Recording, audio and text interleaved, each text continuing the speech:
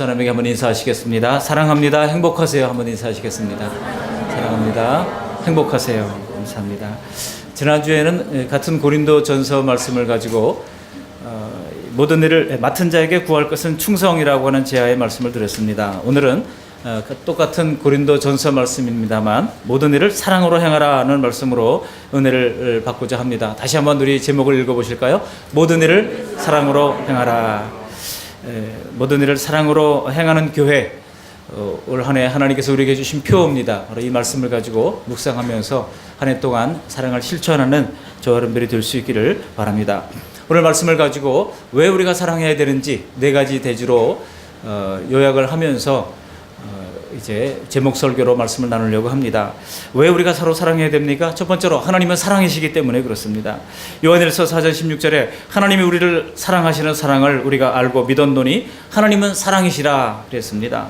그래서 사랑 안에 거하는 자는 하나님 안에 있고 하나님도 그 안에 거하시느니라 그랬습니다. 그 사랑의 하나님은 죄인도 사랑하셔서 독생자까지 이 세상에 보내셨습니다. 그러므로 요한복음 3장 16절에 하나님이 세상을 이처럼 사랑하사 독생자를 주셨으니 그를 믿는 자마다 멸망하지 않고 영생을 얻게 하려 하심이라고 말씀하고 있습니다. 우리말 성경에 세상이라고 번역된 이 말이 원어에 보면은 세 가지 단어가 나옵니다. 첫 번째로는 헬라어로 코스모스라는 단어가 있습니다. 이것은 피조된 세계를 의미합니다. 하나님은 물론 피조된 세계도 사랑합니다. 그러나 또 다른 세상이 있는데 그것은 세속을 의미하는 사르스라는 단어가 있습니다. 그래서 너희가 세상을 사랑치 말라 로마서에서 말할 때 그것은 바로 이 세속을 의미하는 단어이죠. 그런데 요한복음 3장 16절에 나오는 이 세상은 이 세상에 있는 사람들을 가리키는 단어입니다. 그래서 이 세상에 있는 모든 사람을 우리 주님께서 사랑하셨다는 거예요. 그래서 우리에게 독생자를 주셨다고 말씀하고 있습니다. 이렇게 인간들을 사랑하신 하나님께서는 우리에게도 하나님을 사랑하라고 명령을 내리고 있습니다. 신명기 6장 5절에 보면 너는 마음을 다하고 뜻을 다하고 힘을 다하여, 그죠? 심지력입니다. 마음을 다하고 뜻을 다하고 힘을 다하여 주 너의 하나님을 사랑하라고 하신 말씀은 전인격을 다하여 하나님을 사랑할 것을 우리에게 촉구하고 있는 것입니다. 그래서 성경 신구약 66권을 다 요약하자 그러면 사랑이라고 하는 두 글자로 요약될 수 있습니다. 그 중에서 우리가 십자가를 바라볼 때 이 사랑의 요약이라고 할 수 있지 않습니까? 수직축은 바로 하나님에 대한 사랑이고 또 수평축은 사람을 사랑하는 것이라고 할 수가 있습니다. 서울에 가면은 경천 애인 2237, 경천 애인 2237이라는 고깃집이 있어요. 그 2237이 뭔가 물어봤더니 마태복음 22장 37절이래요. 찾아보니까 예수께서 이르시되 내 마음을 다하고 목숨을 다하고 뜻을 다하여 주 너의 하나님을 사랑하라 하셨으니, 이건 하셨으니라고 하는 말은 예수님께서 구약성경 신명기 6장 5절 말씀을 인용하신 것입니다. 그러면서 이것이 크고 첫째 되는 계명이요 둘째도 그와 같으니 내 이웃을 내 몸과 같이 사랑하라 하셨으니 이것이 온 율법과 선지자의 강령이니라 말씀하신 것입니다. 경천 애인 사상, 하나님을 사랑하고 또 사람을 사랑하는 것, 이것이 사실 우리나라 옛날에 아주 중요한 교훈으로 가르쳤던 말씀입니다만 이것이 성경 말씀하고 똑같아요. 여러분, 고린도전서 13장을 우리가 무슨 장이라고 부르죠? 성경의 어떤 장은 별명이 주어져 있지 않습니까? 히브리서 11장 같은 경우는 믿음장이라고 부르고요. 요한복음 1장을 말씀장이라고 부릅니다. 그렇다면 고린도전서 13장은 무슨 장입니까? 사랑장이라고 부르죠. 13장 1절로 3절까지 보시면은요, 내가 사람의 방언과 천사의 말을 할지라도 사랑이 없으면 소리나는 구리와 울리는 꽹과리가 되고, 내가 예언하는 능력이 있어 모든 비밀과 모든 지식을 알고 또 산을 옮길 만한 모든 믿음이 있을지라도 사랑이 없으면 내가 아무것도 아니요 그랬어요. 아무것도 아니라는 거예요.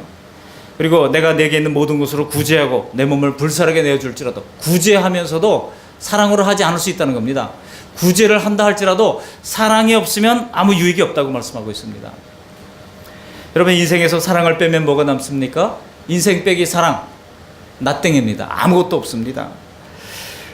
믿음과 소망과 사랑 중에서 고린도전서 13장 13절 마지막에 보면 뭐라고 말씀하고 있죠? 그 중에 제일은 사랑이라고 말씀하고 있습니다.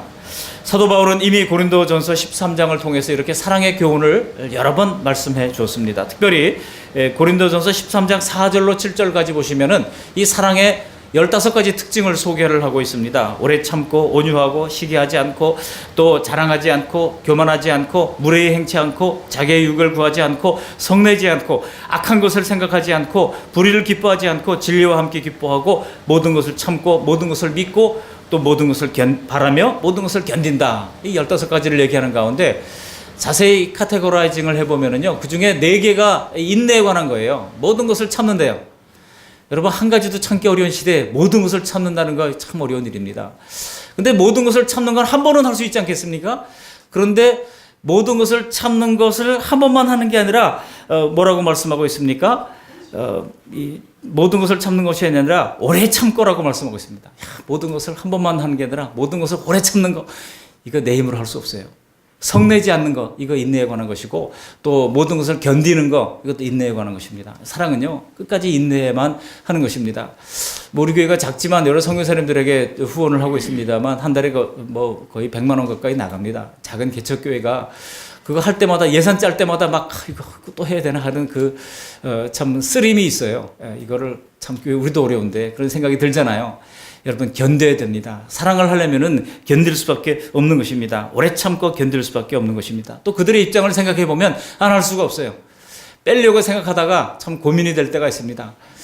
물론 우리가 작년에 비해서 우리 총신대 후원을 뺐어요. 총신대가 이런 식으로 하면 우리가 좀 걸러가자 해서 일부러 뺐는데 내년도에 다시 좀 할 수 있기를 바랍니다. 하나님께서 우리에게 작은 헌신을 하고 봉사하는 것, 이거 쉬운 일이 아닙니다. 선교 헌금하는 거, 이거 쉬운 일이겠습니까? 그 선교 현장의 선교사님들 생각하면은요, 빼는 것이 가슴 아프고 어렵고 힘든 일입니다. 근데 이 고린도 교회에 이미 사도 바울은 이처럼 사랑에 관한 많은 교훈을 줬습니다. 그런데 이제 16장으로 넘어오면 이제 고린도전서라고 하는 편지를 마칠 때예요.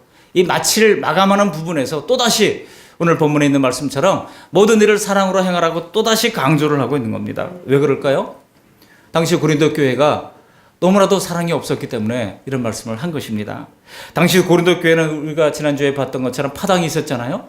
바울파, 아볼로파, 베드로파, 또 그리스도파로 나누어가지고 서로 파벌 다툼이 점입가경이었습니다.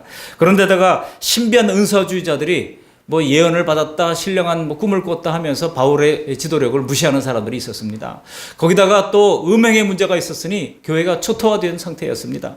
뿐만 아니라 그러다 보니까 서로 성도들 간에 소송전까지 불사하는 그런 일들이 교회 안에 있었다는 겁니다. 그러니까 고린도 교회는요, 사도 바울로서는 가장 마음을 많이 쏟았던 교회이기도 합니다만 그야말로 청천연생과 같은 그런 어려움들이 있었던 교회입니다. 그런 교회를 위해서 바울이 편지를 쓰려다 보니까 할 얘기가 너무나 많은 거예요. 그러니까 고린도전서 16장까지 그가 긴 편지를 쓰면서, 여러분 누구한테 편지를 쓰면서 얼마나 긴 편지를 써보셨습니까?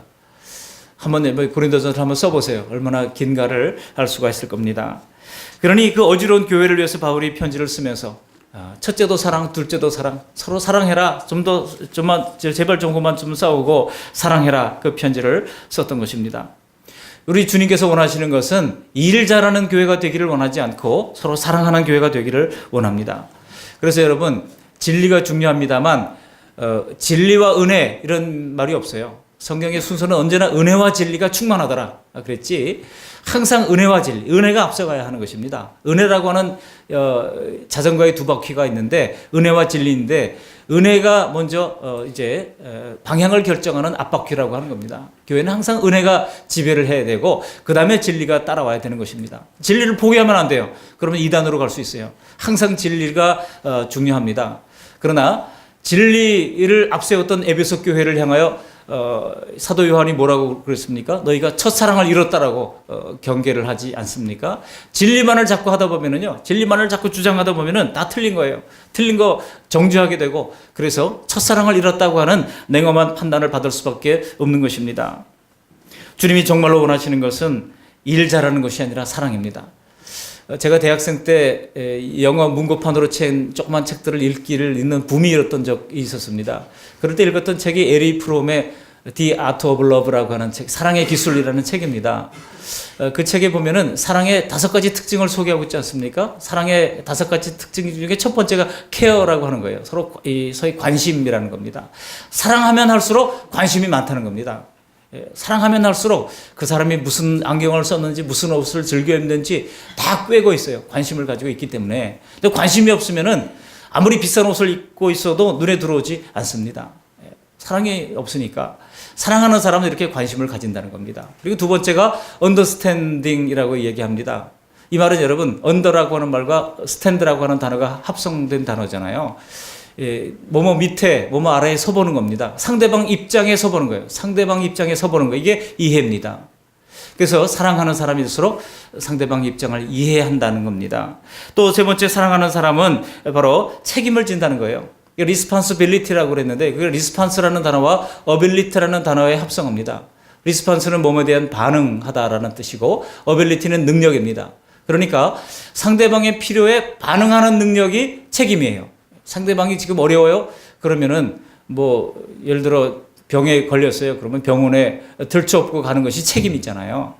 자녀들이 대학 등록금이 필요해요. 그러면 어떻게든지 마련해 주는 것이 부모의 책임 아닙니까? 책임입니다. 서로 사랑하면 책임질 수 있는 사랑, 이게 진정한 사랑이라고 말씀하고 있는 것입니다. 그 다음에 이제 네 번째는 기빙이라고 얘기했어요. 기빙, 주는 겁니다. 주면 줄수록 내가 배부르고 주면 줄수록 내가 행복해지는 것이 이 사랑의 특징인 것을 설명했습니다. 그리고 마지막으로 이게 부모의 사랑이 잘 안 되는 것 중에 하나가 이건데요. 부모의 사랑은 참 이거 위에는 다 합니다. 관심 가지고 있고 또 책임을 지고 이제 이해를 하기도 하고 그렇게 합니다만 리스펙트의 마지막에 진정한 사랑은 존중해 준다는 겁니다. 자녀들을 존중해 주고 또 뭐 부부간에도 마찬가지고 서로 존중해 준다는 것입니다. 여러분, 우리는 이러한 사랑에 있어서 성장할 수 있기를 바랍니다. 서로 관심 갖고 이해하며 책임지고 서로 주려고 하고 또 존중해 줄 수 있는 우리 그 말씀의 성도님들이 다 되시기를 바랍니다. 그래서 짧은 인생을 살면서 아름다운 사랑의 공동체를 한번 만들어 갈 수 있기를 주님의 이름으로 축원합니다. 두 번째로 왜 우리가 사랑해야 할까요? 그것은 사랑은 예수님의 제자의 표지이기 때문에 사랑해야 하는 것입니다. 요한복음 13장 35절에 너희가 서로 사랑하면 이로써 모든 사람이 너희가 내 제자인 줄 알리라 말씀했습니다. 당시 그리스도인들이 너무나 서로 사랑하니까 예수 안 믿는 사람들이 서로 사랑하면 당신도 그리스도인이세요? 하고 질문할 정도였다는 겁니다. 그만큼 서로 사랑했다는 겁니다. 손흥민 선수는 축구를 잘합니다. 또 김연경 선수는 배구를 잘합니다. 근데 그리스도인들은 사랑을 잘합니다. 그리스도인들이라면 당연히 사랑을 해야 한다는 뜻입니다. 미국의 제노비즈 팔레라고 하는 것이 있습니다.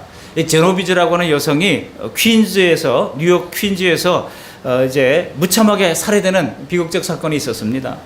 그런데 이 여자가 공격을 받고 살해되는 장면을 창문 너머서 바라보고 있던 사람들이 38명이 있었다는 거예요. 그래서 이제 나중에 수사관들이 이 사람들을 다 조사를 하다가 보니까 이 38명이 한결같이 얘기하기를 나 말고 누군가 신고를 할 거라고 생각했다는 거예요. 아무도 신고하지 않았고 아무도 도와주지 않았어요. 나 말고 누군가가 도와주겠지 했다는 겁니다. 그래서 이 사건을 계기로 위기를 보고도 도와주지 않은 사람을 처벌하는 법을 만들자. 그래서 만들어진 게 소위 제노비즈 팔레라고 하는 것입니다. 근데 제가 성경을 보니까 성경에는 이미 이 제노비즈 팔레가 있더라고요. 어디 있습니까? 성경의 잠언서 28장 27절에 보면 가난한 자를 구제하는 자는 궁핍하지 아니하려니와 못 본 채 하는 자에게는 저주가 크리라 그랬어요. 못 본 채 하는 자, 이게 제노비즈 팔레 아니겠습니까? 못 본 채예요. 그냥 몰라라, 나 몰라라, 내 일이 아니니까 하고 넘어가는 겁니다. 저 북녘동포 그냥 한눈 질끈 감고 못 본 채 하는 거. 김순건 박사가 저희 교회에도 편지를 보내가지고 이 사랑의 옥수수 나눔을 하는데 좀 도와달라는 정기 후원을 좀 해달라는 편지를 보냈어요. 이미 우리 교회 이미 작년에 다 교회 다 끝났잖아요. 교회 우리 예결산 다 끝났잖아요. 근데 마음이 참 무거워요. 개인적으로 좀 해야 되겠다 그런 생각을 합니다. 그 옥수수를 해가지고 북한 사람들 살리고 또 아프리카 사람들 살리는데 크게 공로를 하지 않았습니까? 그래서 옥수수는 사랑입니다 하면서 편지를 보냈는데 아직도 제 마음 한구석에 이게 남아있어요. 어떻게 좀 도와야 될 텐데 이런 생각이 있습니다. 여러분 왜 그렇습니까? 성경은 뭐라고 그래요? 못 본 채 하는 자에게 저주가 크다고 그랬어요. 저기 우리 가까운 춘천시 찰사나 행복을 전하는 교회가 이 천정이 무너져가지고 지금 지하실에서 예배를 드리고 있습니다. 못 본 채 하는 자에게 저주가 크리라 그랬어요. 여러분 못 본 채 하지 마시고 그저 작은 사랑이라도 우리가 뭐 한 끼 3,000원, 5,000원, 10,000원 없어도 살잖아요. 그 교회 한번 도와주면 그 교회 더구나 한 50명 모이던 교회가 그 앞에 아파트가 이제 새롭게 건설 공작하면서 사람들이 다 이사를 가가지고 지금 한 뭐 10여 명 모여서 예배를 드리고 있어요. 그러나 잘 정비를 하면 뭐 우리 교회보다 더 커질 줄 누가 알겠습니까? 하나님께서 그렇게 된다면 우리가 얼마나 보람이 있겠습니까? 우리가 그 일에도 마음을 쏟고 좀 참여해 주시면 좋겠다는 생각을 합니다. 왜냐하면 성경은 말하기를 못 본 채 하는 자에게는 뭐가 있다고요? 저주가 크리라 그랬어요. 여러분 제노비즈 판례 이전에 훨씬 더 이전에 성경은 이미 그 말씀을 우리에게 해주고 있는 것입니다. 베드로전서 4장 8절에 무엇보다 열심으로 서로 사랑할지니 사랑은 허다한 죄를 덮느니라 그랬어요. 너는 사망으로 끌려가는 자를 건져주며 살육을 당하게 된 자를 구원하려 안이치 말라라고 말씀하고 있습니다. 독일의 유명한 시인 가운데 라이너 마리아 릴케라는 시인이 있잖아요. 우리가 그 릴케 시를 읽으면서 우리 학창 시절을 보냈던 경험이 있으리라고 봅니다. 근데 릴케가 유명한 사람이 되기 전에 아주 무명 시절에 지나가다가 가난한 노파가 구걸을 하는 장면을 봤어요. 그래서 어떻게 내가 도와줘야지 하고 막 다가갔어요. 다가가가지고 주머니를 그 앞에서 막 뒤지는데 아무것도 없어요. 릴케도 가난했기 때문에 아무것도 손에 든 게 없어요. 그래서 너무나 미안해가지고 보니까 그 옆에 장미꽃이 있어서 장미꽃을 꺾어서 이렇게 잘 이제 꾸러미를 만들어가지고 무릎을 꿇고 그 할머니에게 전달해. 할머니 용기를 잃지 마세요. 제가 비록 가난해서 가진 것이 없지만은 할머니 용기를 잃지 마세요 하고 그 꽃을 정성스럽게 드렸어요.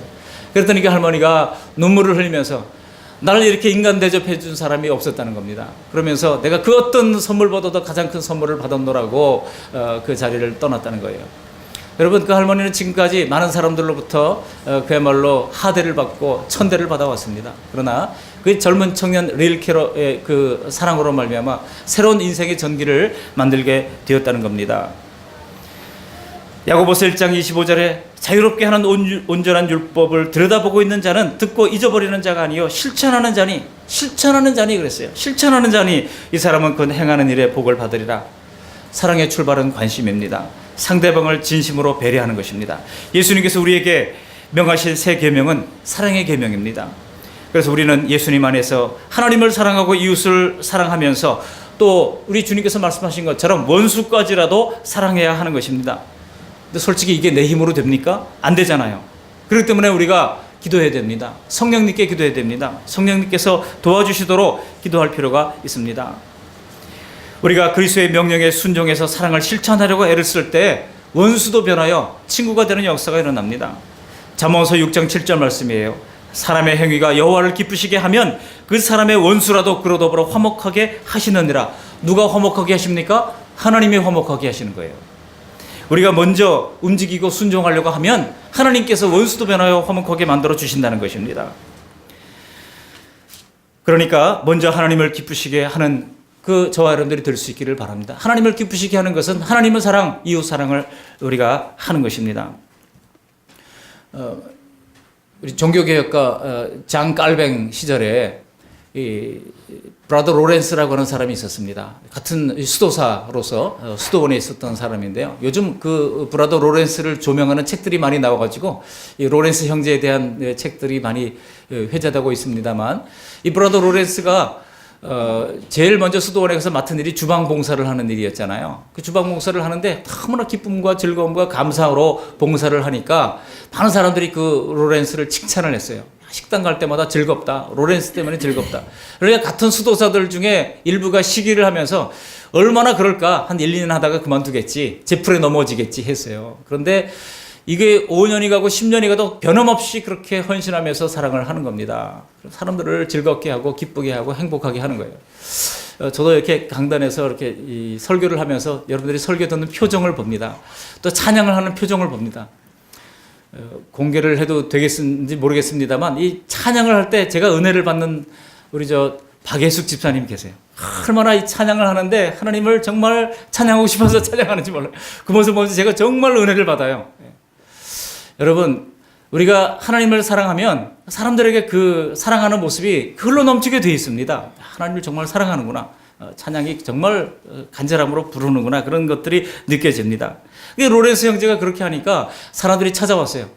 우리도 똑같은 하나님을 믿는데 당신은 어쩌면 그렇게 그 표정이 살아있고 많은 사람들에게 생동감을 주고 기쁨을 줍니까? 그랬더니 이 로렌스 형제가 대답하는 대답이 아주 단순했습니다. 모든 일에 사랑을 담아서 하면 됩니다. 그랬어요. 내가 계란을 부칠 때도 또 쓰레기통을 비울 때도 예배당을 청소할 때도 사랑을 담아서 하는 것, 사랑을 담는다면 무슨 일을 하더라도 주님이 함께 하심을 느낄 수 있었습니다. 그런 고백을 했다는 겁니다. 여러분, 우리도 그렇게 되기를 바랍니다. 우리 한번 옆 사람에게 이야기를 해보시기 바랍니다. 모든 일을 사랑을 담아 하겠습니다. 한번 결심을, 모든 일을 사랑을 담아 하겠습니다. 오늘 말씀처럼 모든 일에 사랑을 담아 해보시기를 바랍니다. 세 번째로 왜 우리가 사랑해야 됩니까? 그것은 바로 하나님의 명령이기 때문입니다. 사랑은 해도 되고 안 해도 되는 선택이 아니에요. 요한복음 15장 12절에 내 계명은 곧 내가 너희를 사랑한 것 같이 너희도 서로 사랑하라. 명령입니다. 사랑하라 하는 이것이 아니라 로마서 13장 8절에도 피차 사랑의 빛 외에는 아무에게도 아무 빚도 짓지 말라고 그랬어요. 그러면서 남을 사랑하는 자는 모든 율법을 다 이루었느니라고 말씀하고 있습니다. 오늘날 이 사회의 가정에서 가장 문제가 되는 것이 무엇입니까? 바로 사랑을 잃어가는 것 때문 아닙니까? 사랑이 식어지니까 자식을 죽이고, 자식이 부모를 죽이고, 유산 안 준다 죽이고, 용돈 안 준다고 죽이고, 이런 일들이 지금 존속살인 이런 사건들이 계속해서 뉴스를 타면서 안타깝게 하고 있습니다. 우리의 가정에, 우리의 교회에, 우리 사회에, 우리 국가 공동체에 점점 더 삭막해져가는 이유가 무엇입니까? 이 사랑이 잃어버려지고 있기 때문입니다. 그렇기 때문에 지금 우리나라 한국 사회를 살리기 위해서 우리 그리스도인들이 역할이 중요한 거예요. 우리 그리스도인들이 중요합니다. 우리가 내가 속한 공동체 속에서, 내가 속한 이 직장 속에서 작은 사랑을 말없이 실천할 때 캄캄한 이 세상을 복음의 빛으로 비출 수가 있는 것입니다. 크리스천의 사랑 실천은 믿음의 증거입니다. 우리가 서로 사랑할 때 분열과 고통이 사라집니다. 그러나 우리는요, 애초부터 이 사랑할 능력이 없었어요. 우리가 예수님을 믿기 전에는 우리에게는 이 사랑할 능력이 전혀 없었습니다. 그러나 우리가 죄를 회개하고 예수님을 구주와 주님으로 영접하는 순간 십자가에서 구원을 완성하신 예수님께서 이 사랑의 능력을 우리에게 부어주시는 것입니다. 이미 부어주셨어요. 그렇기 때문에 우리가 성도라고 하면 나는 사랑의 능력이 1도 없습니다. 그런 말을 해서는 안 됩니다. 우리는 예수님을 통해서 이미 이 사랑의 능력을 얻었습니다. 이미 실천하기만 하면 그 능력이 있다고 하는 사실을 증명하게 될 것입니다. 나아가서 우리는 마음속에 이 사랑을 실천하기로 결심해야 합니다. 사랑을 선택하기로 결심해야 합니다. 여러분, 결심은 습관을 만들고 습관은 인생을 변화시키지 않습니까? 오늘날 사람들은 종종 어떤 지위에 오르면은 자꾸 자신의 권위를 내세웁니다. 권위는 중요하지만 권위주의는 잘못된 것입니다. 이 때문에 사회가 더 냉랭해지고 살벌해지잖아요. 그러므로 부모가 자녀에게, 경영자가 고용자에게, 간부사원이 평사원에게, 정치가가 국민에게 권위를 내세우지 말고 사랑으로 대한다면 이 사회는 분명 아름다운 사회로 바뀔 것입니다. 이것을 위해서 우리는 사랑을 선택하고 사랑의 습관을 들일 수 있기를 바랍니다. 그리고 우리는 이 성령님을 의지해야 합니다. 왜냐하면 우리 연약함을 도우시는 분이 성령님이시잖아요. 우리가 연약해서 사랑의 능력이, 사랑의 용량이 너무나 작기 때문에 우리가 이 일을 감당할 때 성령님 꼭 도와주십시오. 사랑할 수 있는 힘을 주시고 능력을 주십시오. 기도하면서 감당해야 하는 것입니다. 이처럼 기도를 통해서 성령님을 의지할 때 인간 의지의 한계를 극복하고 다시 사랑을 실천할 수 있는 의지를 가지게 되는 것입니다. 마지막 네 번째로 왜 사랑해야 됩니까? 사랑은 우리에게 기쁨과 행복을 줍니다.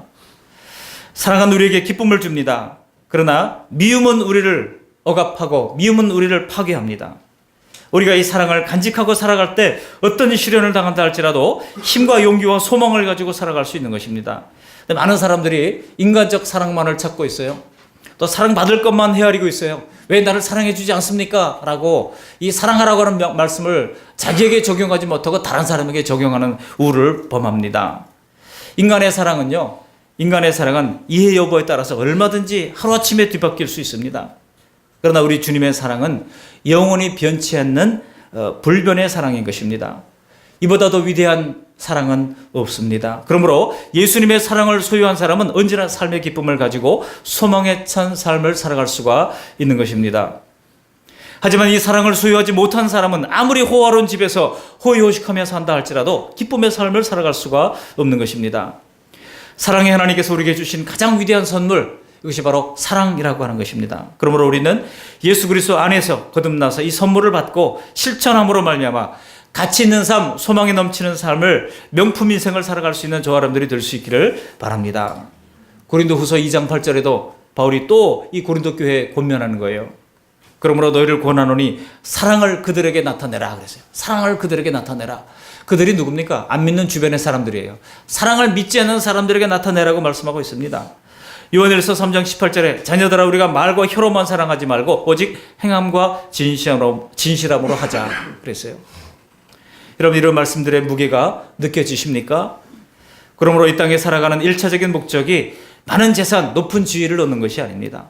성공해서 행복한 삶을 누리는 것이 아닙니다. 거기에 머물면 안 됩니다. 물론 그것도 하나님께서 우리에게 복으로 허락해 주시는 것이지만은 이런 것들은 모두 다 껍데기에 불과한 것들입니다.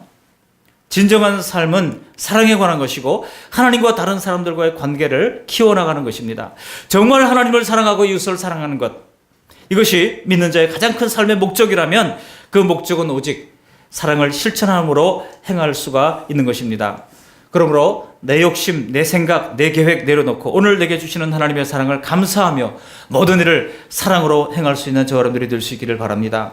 때로 그것이 무가치하고 누가 알아주나 그런 생각이 들 때가 있잖아요.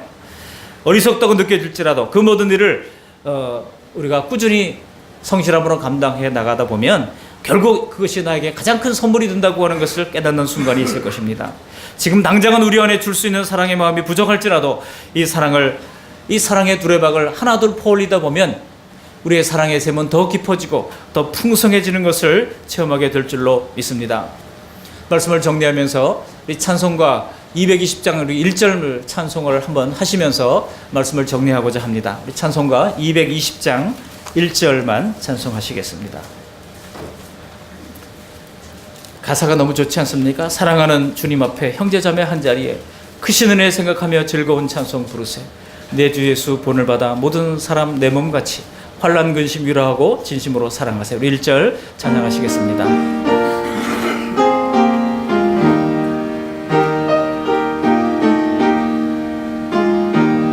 사랑하는 주님 앞에 형제 자매 한자리에 크신 은혜 생각하며 즐거운 찬송 부른데 내 주 예수 본을 받아 모든 사람 내 몸같이 환난 근심 위로하고 진심으로 사랑하세. 아멘. 우리 아내가 수술 이후에 잘 거동이 불편해가지고 허리 굽히는 것도 잘 안 되고 제가 발을 씻겨주고 있는데요. 뭐 몇 번 씻겨주지는 않았습니다만 이 발을 씻겨줄 때마다 야, 이거 기회다. 그동안 30년 동안 못했던 거 한번 좀 회복할 수 있는 기회다 생각하고 아주 꼼꼼하게 아주 잘 씻겨주려고 하고 있습니다. 근데 그러다 보니까 마음이 울컥하더라고요. 아유, 참 뭐가 좋다고 나를 따라와가지고 이렇게 고생을 하나 그런 생각도 들고 그래서 여러분도 한번 해보세요. 그냥 양말 벗어봐 해가지고 한번 집에 가서 해보세요. 아내에게, 남편에게, 우리 자녀들에게 한번 해보시기를 바랍니다. 이 사랑을 우리가 실천할 때 하나님께서 우리에게 참 세상에 알 수 없는 그런 기쁨과 감격을 허락해 주실 것입니다. 기독교 신앙은 사랑을 실천하는 종교입니다. 남에게 선을 베풀면 자연스럽게 사람의 마음이 열립니다. 우리가 전도하는 것도요, 사랑을 진심으로 베풀려고 마음을 쓰면 사람들의 마음이 열리게 되어 있습니다. 바울 사도는 로마서 13장 10절에 사랑은 율법의 완성이라고 했습니다. 사도 요한도 요한일서 4장 7절에 사랑하는 자라야 하나님을 알 수 있다고 했습니다. 하나님은 사랑이십니다. 그리고 우리 예수님도 사랑이십니다. 그러므로 우리는 한 번밖에 주어지지 않은 내 생애를 살아갈 때에 하나님을 전심으로 사랑하고 이웃을 내 몸같이 사랑하면서 사는 이 사랑의 성도들이 다 되시기를 주님의 이름으로 축원합니다. 아멘. 고마우신 하나님 감사를 드립니다. 오늘 우리에게 주신 표를 생각하면서 이 사랑에 관한 교훈을 함께 나눌 수 있도록 도와주신 것을 감사를 드립니다. 때로는 부담스럽고 때로는 어렵습니다. 그러나 인내함으로 끝까지 이 사랑의 계명을 잘 감당할 수 있도록 힘주시고 능력 주시고 은혜 베풀어 주옵소서. 이미 주님께서 우리에게 허락해 주신 줄 믿습니다. 실천할 때 사랑의 우물이 더 깊어지게 하시고 풍성해지는 은혜를 체험할 수 있도록 도와주시고, 이 시간 우리에게 사랑의 은사를 주시고 사랑에 힘입어 인생을 가치 있고 의미 있게 살 수 있도록 도와주시옵소서. 날마다 성령님을 의지하여 이 사랑을 실천할 수 있도록 늘 지켜 주시옵소서. 오늘 말씀을 따라 모든 일을 사랑으로 행할 수 있도록 도와주시옵소서. 예수님 거룩하신 이름으로 감사하며 기도합니다. 아멘.